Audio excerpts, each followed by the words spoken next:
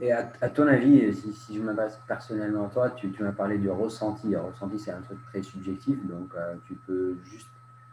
C'est plutôt l'idée, c'est plutôt l'entrepreneur en soi, l'équipe, le marché, parce que tu crois, j'en sais rien, le marché des voitures électriques, c'est le boom, et la personne enfin, l'équipe propose une solution pour cet environnement-là. Est-ce que c'est les trois en même temps?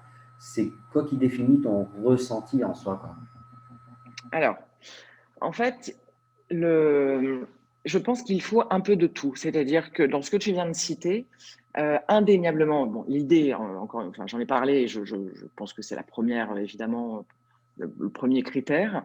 Mais la personne qui n'est pas entourée ou n'a pas conscience qu'elle va devoir être entourée pour réussir, donc travailler en équipe, Mm. je n'y croirais pas. Elle peut ne pas, évidemment, avoir une équipe complète à ce stade-là. On ne peut pas lui reprocher. Mais en revanche, si elle n'a pas conscience qu'il va lui falloir une équipe autour d'elle, Oui. là, ça commence à être aussi compliqué.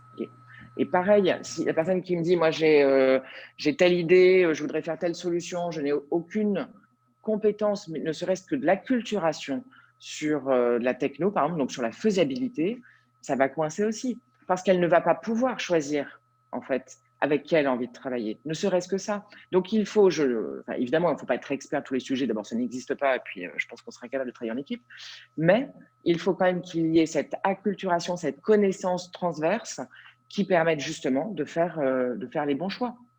Oui.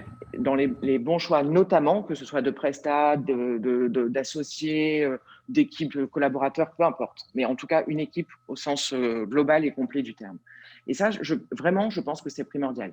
Et après, évidemment, c'est la posture du porteur de projet ou créateur ou chef d'entreprise. Cette posture-là, je parlais d'empathie et d'humilité tout à l'heure, et en Oui. même temps de motivation exacerbée. Et je pense que c'est ce mélange-là qui fait que on va être entrepreneur. Après, il y a plein de façons, entre guillemets, d'être chef d'entreprise. On peut être d'abord bon dans l'entrepreneuriat au sens lancement. Certains sont bons, mais sont meilleurs dans le développement de l'entreprise.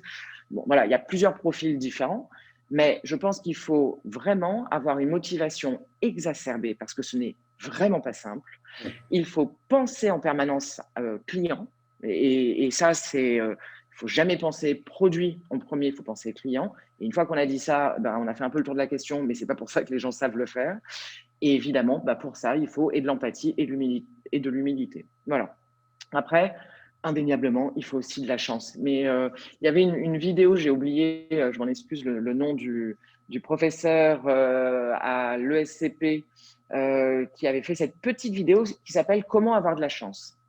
Ah, Et ça. j'avais trouvé ça fantastique parce qu'effectivement, il dit, bien sûr que tout le monde peut avoir de la chance ou de la malchance, mais en fait, les plus grands succès, ce sont les opportunités. Et une opportunité, ben, c'est quoi? C'est notre propre capacité à aller transformer de la malchance en matière de travail ou d'innovation, ou alors aller saisir les chances qui peuvent arriver sur notre chemin. Et donc, en fait, c'est pas juste le hasard, on a de la chance parce qu'on est capable de faire, pardon, de saisir les opportunités. Et puis, il conclut avec une phrase que je trouve plutôt intéressante, même si elle est pleine d'humour, c'est de toutes les façons, pour pouvoir saisir des opportunités, il faut déjà en être une soi-même.